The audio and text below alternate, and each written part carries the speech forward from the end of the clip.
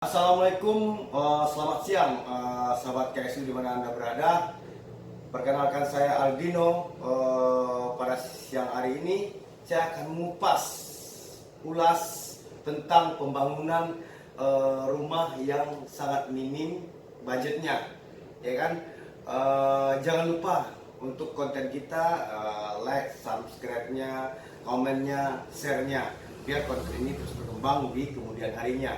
Oke. Mungkin saya sahabat KSU nggak berpanjang-panjang lebar, mungkin saya ditemani Bapak Putra KSU yang akan menjelaskannya secara terperinci, secara detail, dan oleh karena itu mungkin nantinya sahabat KSU kalau ada pertanyaan-pertanyaan itu ditulis saja di kolom komennya.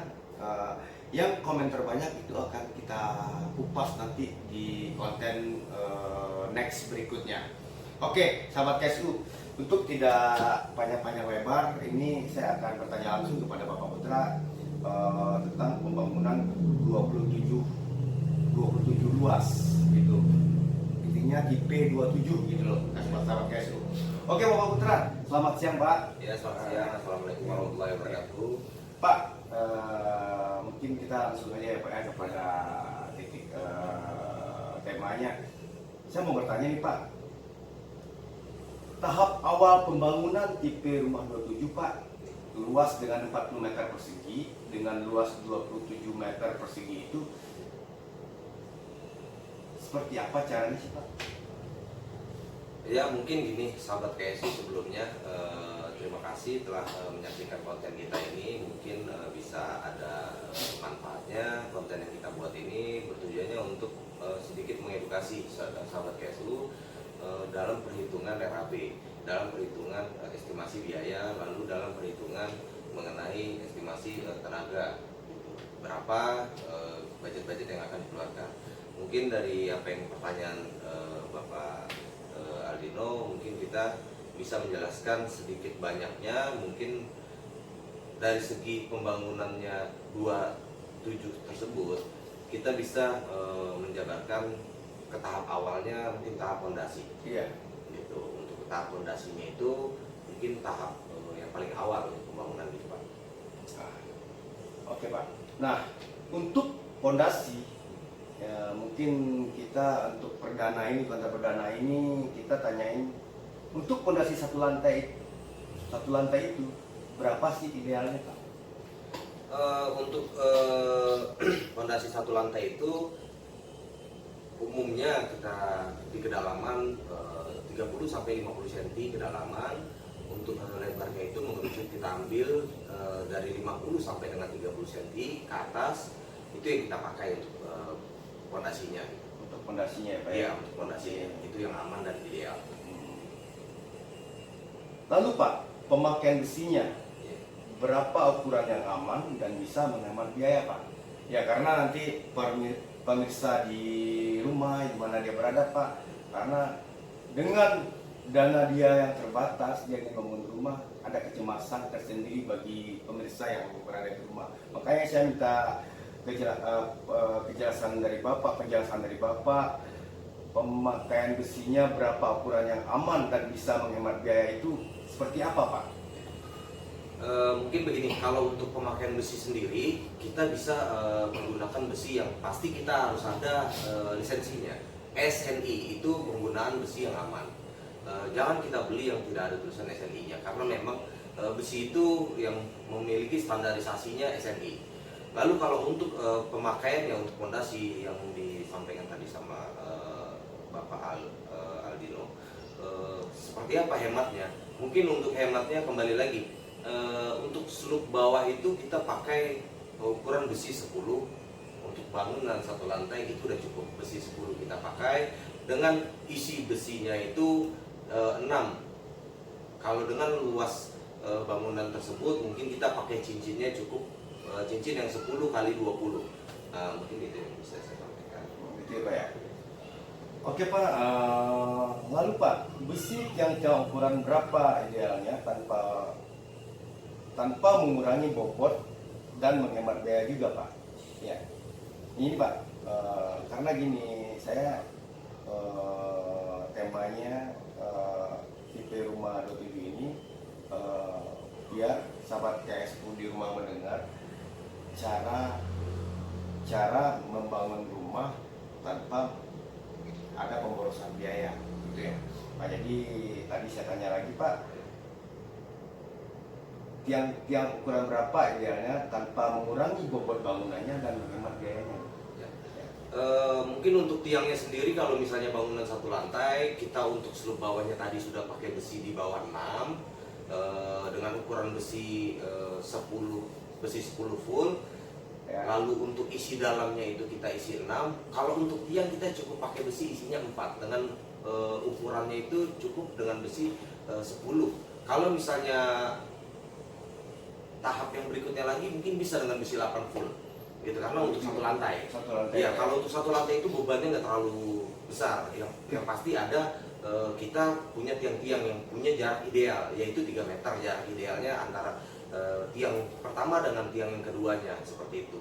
Mungkin kalau misalnya untuk meminim budgetnya bisa pakai besi 8 full gitu bisa. Tapi kalau misalnya sahabat KSO budgetnya ada lebih sedikit, bisa pakai juga yang 10 gitu, 10 full. Jadi kalau untuk yang ukuran di bawah itu 10 full, karena itu untuk tekanan daripada dinding betonnya sendiri gitu. Tapi kalau untuk tiang-tiangnya itu untuk meseimbangkan kekuatan daripada dinding gitu. Nah, karena memang bangunannya satu lantai seperti itu. Oh, seperti itu. Berarti itu untuk konstruksi satu tingkat ya Pak? Satu gitu ya Pak? Iya, untuk satu lantai. Berarti kalau 2 lantai itu beda lagi gitu ya Pak? Iya, betul, berbeda konstruksinya. Oke, siap Pak. Oke, ini kita beralih ke itu Pak. Untuk dindingnya Pak nih Pak, dindingnya Ya. pakai material apa supaya bisa menghemat biaya juga Pak? Iya. Ya, begini, kalau untuk dindingnya sendiri, mungkin sekarang sahabat KSU udah banyak tahu lah. Iya benar. Mungkin dari penggunaan hebel. Nah, hebel itu dari dimensinya aja sudah cukup besar daripada dibanding batu bata merah maksudnya. Kalau misalnya hebel itu kan cukup besar ukurannya, lalu untuk penggunaannya juga aman, sudah banyak dipakai untuk segala jenis bangunan gitu. Nah, untuk pemakaian hebelnya sendiri pun juga terhitung sedikit lebih hemat, karena apa? Dari ukurannya itu.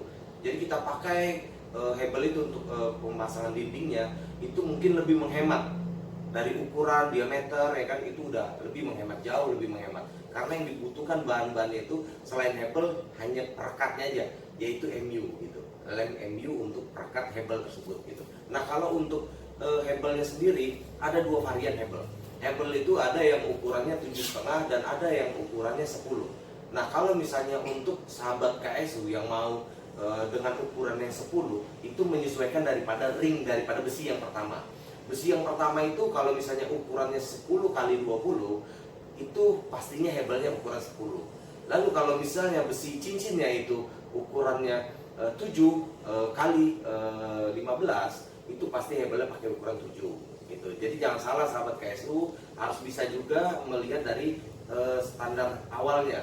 Besinya pakai ukuran berapa, kita menyesuaikan untuk tiangnya itu menyesuaikan daripada hebelnya, supaya pada saat pengecoran tidak terjadinya berlebih corannya.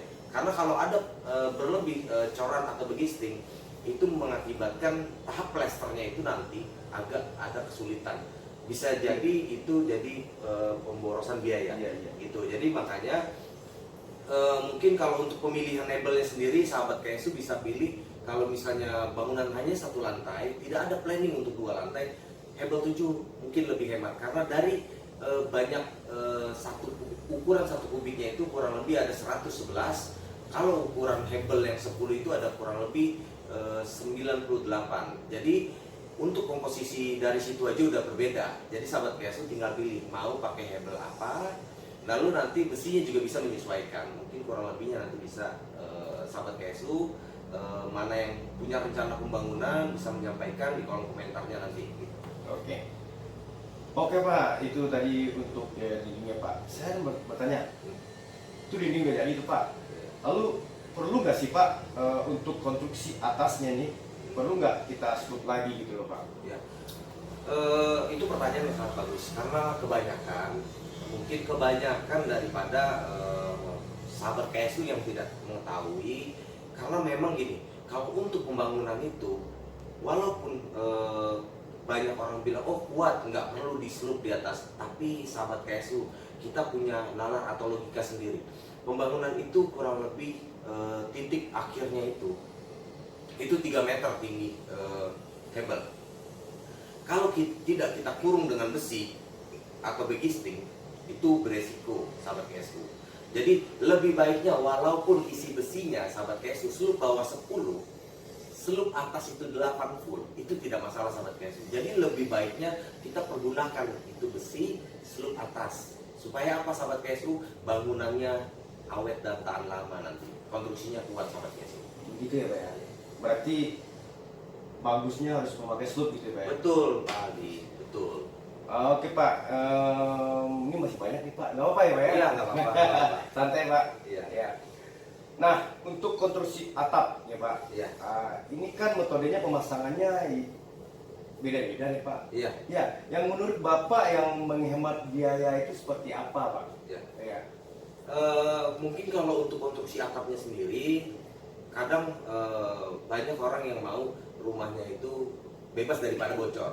Mungkin kalau saya boleh kasih masukan untuk sahabat KSU, untuk penggunaan atap sendiri itu kita mungkin sekarang lebih ke apa ya, arahnya itu ke baja ringan untuk konstruksi kerangkanya. Lalu untuk atapnya sendiri itu pakai spandek. Karena gini, penanganan spandek itu jauh lebih murah, jauh lebih minim juga. Untuk penanganan bocornya juga minim sekali biayanya. Mungkin kita hanya mengeluarkan biaya untuk tukang saja, terus kita belikan itu udah cukup untuk melakukan penambalan dari bocoran tersebut. Jadi untuk saran dari saya pribadi mungkin lebih ke spandek. Tapi kalau untuk sahabat KSU yang mana yang mau bangunannya itu memakai genteng keramik, lalu genteng beton, lalu mau genteng kamunir, itu bebas, tergantung daripada sahabat KSU. Yang pasti banyaknya kartusan daripada konstruksi atap tersebut itu beresiko kebocoran. Itu aja sahabat KSU. Mungkin sahabat KSU bisa memilih apa yang cocok dan apa yang bisa sahabat KSU terapkan untuk bangunan sahabat KSU nanti. Mau pakai spandek atau mau pakai genteng beton, itu tergantung daripada sahabat KSU maunya seperti itu. Mungkin kurang lebihnya nanti kembali lagi di kolom komentar. Sahabat KSU bisa berbagi sama kita juga apa yang bisa nanti kita sampaikan kembali di konten yang berikutnya. Oke Pak, berarti itu untuk itu ya Pak ya, atapnya ya Pak ya. Nah, kita mungkin udah sampai ke atap, udah jadi. Dan saya mau tanya lagi nih Pak, Ya.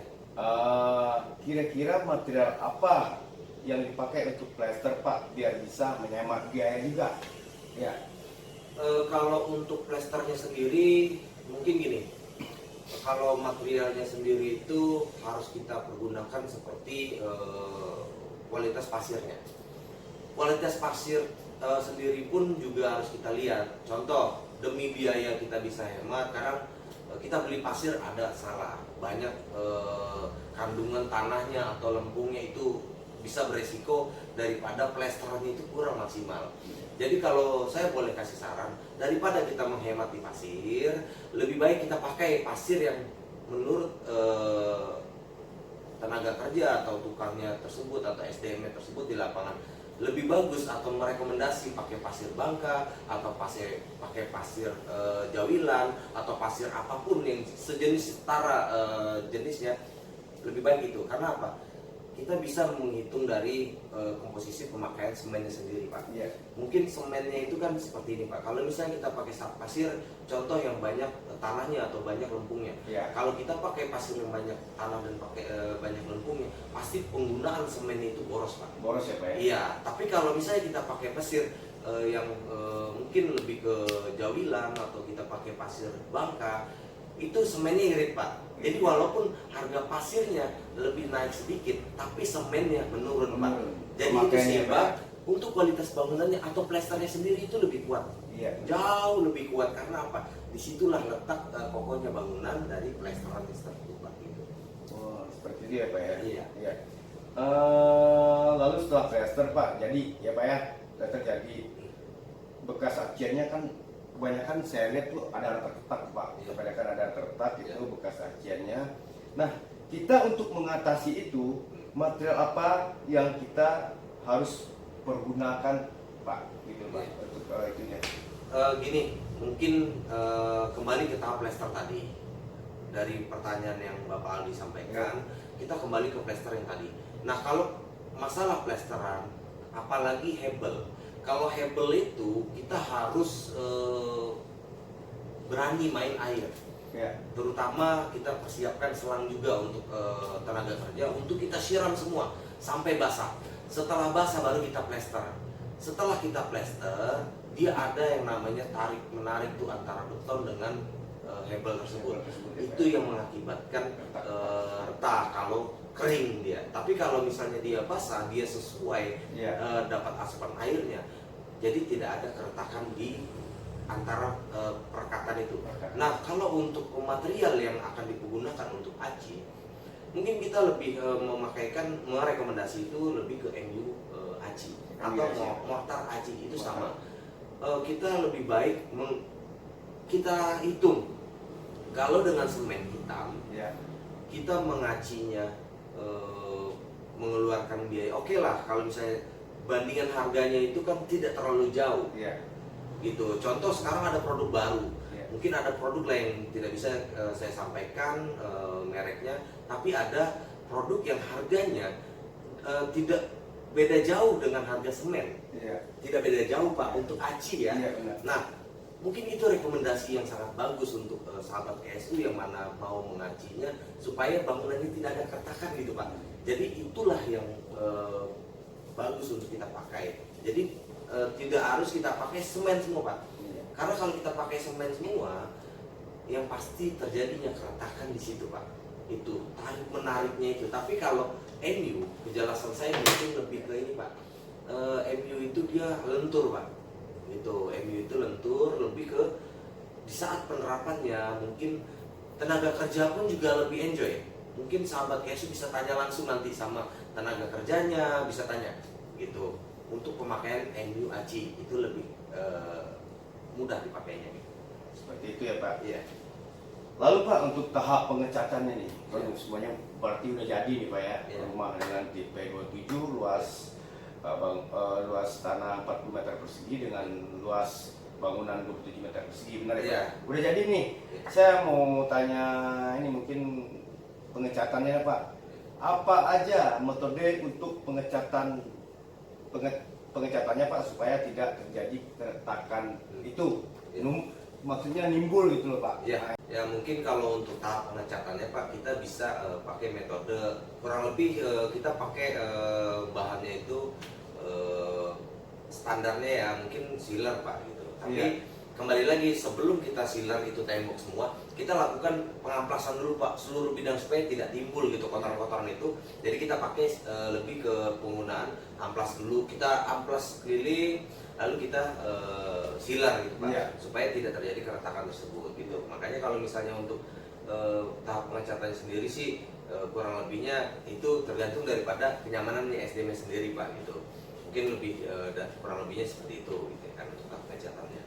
Oke, berarti untuk bangunan rumah di tipe 27 luas tanah 40 meter persegi dengan luas bangunan 27 meter persegi seperti itu ya Pak ya?